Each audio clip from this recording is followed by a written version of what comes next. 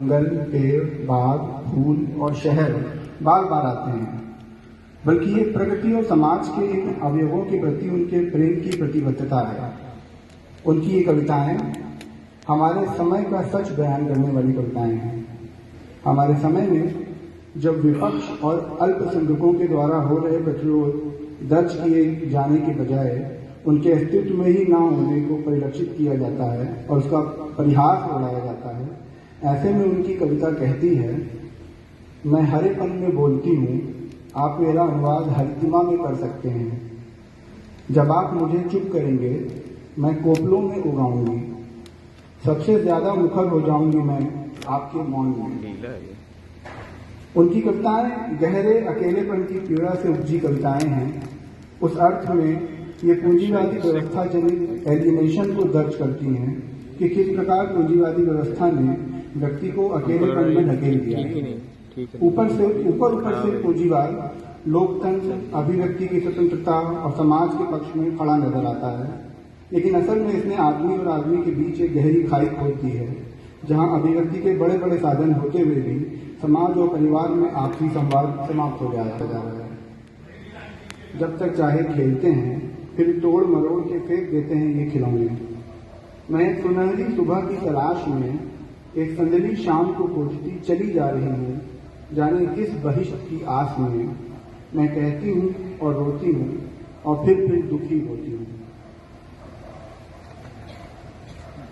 सबसे सुंदर समय, एक कविता है सबसे सुंदर समय। सबसे सुंदर समय कविता पढ़ते हुए ऐसा प्रतीत होता है कि कवि किसी से कोई अपेक्षा ना रखने और स्मृति लोक के पक्ष में खड़ी नजर आती है। कवि का यह अनुभव है कि अपेक्षाएं दुख पैदा करती हैं, किंतु ऐसा है नहीं, क्योंकि किसी से कोई अपेक्षा नहीं रखने पर दुख के ना होने का भ्रम जरूर पैदा होता है, लेकिन यह वास्तविकता नहीं है। क्योंकि किसी से कोई अपेक्षा ना रखते हुए भी कवित्री रात की रानी के फूलों से ये आशा करती हैं कि वे अपनी खुशबू देंगे, आसमान बारिश देगा और नदी चुप्पी को जबान देगी। यहाँ यह कहा जाना कि स्मृति लोप होने से दुख समाप्त नहीं होगा, यहाँ यह कहा जाना चाहिए कि स्मृति लोप होने से दुख समाप्त नहीं होगा, वरन मानवता पर ही संकट आ जाएगा।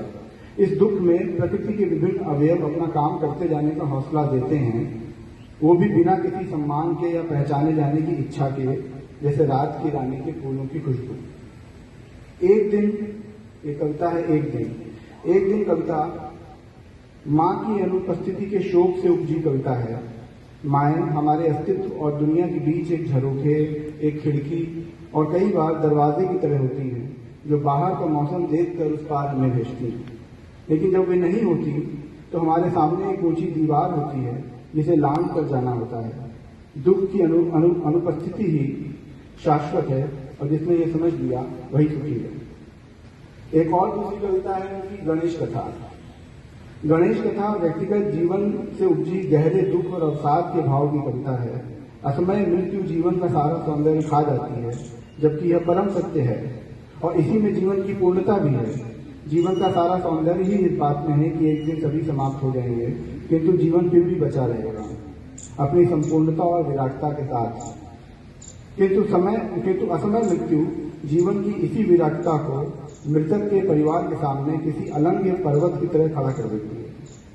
साथ ही साथ ये किसी एक गणेश की कथा नहीं है, अपितु असंख्य गणेशों की कथा है, जिन्हें व्यवस्था के शीर्ष पर बैठे महेशों के शोषण और बेकारी के त्रिशूल में, आसमयों का महाराग में, 47 का टहकता दाग में, भयानक परछाई में, टूटे सपनों की केसर द्वारा का टुकड़ा टुकड़ा संविधान में, अमीरों के जबड़ों में फंसा मांस का नरम स्वादिष्ट वैध स्वाद है, जिसकी रेसिपी संविधान के किसी टुकड़े में दर्ज है। यहाँ ये बात महत्वपूर्ण है कि ये कविता किस समय लिखी जा रही है, किस समय पढ़ी जा रही है।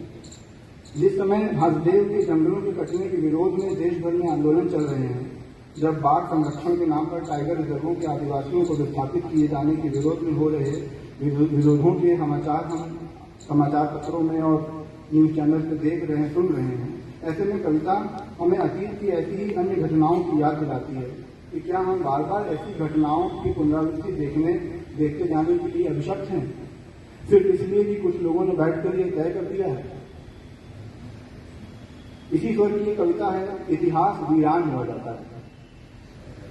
इतिहास वीरान हुआ जाता है जैसे हमारे वर्तमान के लिए गढ़ा गया कोई मुहावरा है, जब वे कहती हैं दावा नल कहीं थमता ही नहीं, तेजाब की तरह उतरता है जिगर में और दिल तड़प के धुआं हुआ जाता है। शाम गिर रही है, इतिहास वीरान हुआ जाता है। इसी प्रकार एक कविता है स्वर्ग की सीढ़ी, जिसमें वर्तमान की विकास की अवधारणा पर कठोर बयान कर रही है ये कविता, जो दरअसल अमेरिकी साम्राज्यवाद पर जोरदार प्रहार करती है।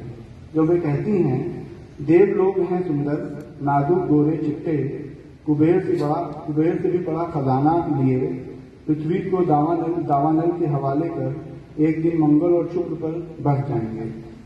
लिटिल बॉय और फैट मैन देवताओं के पटाखे हैं, आतिशबाजी है दावानल, सोने हीरे की चमक से आंखें खोलते देव चुरा सुंदरियों में अपने दुख को भुलाएंगे। साथियों, वर्तमान की चिंता किसी भी कवि की शोषण के विरुद्ध जंग की चिंगारियां भी बरसाती हैं। होंठ प्रेमिका को चूमते ही नहीं, क्रांति गीत भी गाते हैं, युद्ध का बिगुल भी हो जाते हैं। बाहों में आलिंगन ही नहीं होता, दुश्मनों की हड्डियां भी चरमराती हैं। सीने में प्रेम का उफान ही नहीं, विद्रोह का तूफान भी उठता है। आओ हम लड़े एक साथ अपने दुश्मनों से कि आगे से कभी लड़ाई ना हो। एक साथ बढ़ें अपनी मंजिल की ओर, जिस्म की शक्ल में नहीं विचारधारा बनकर।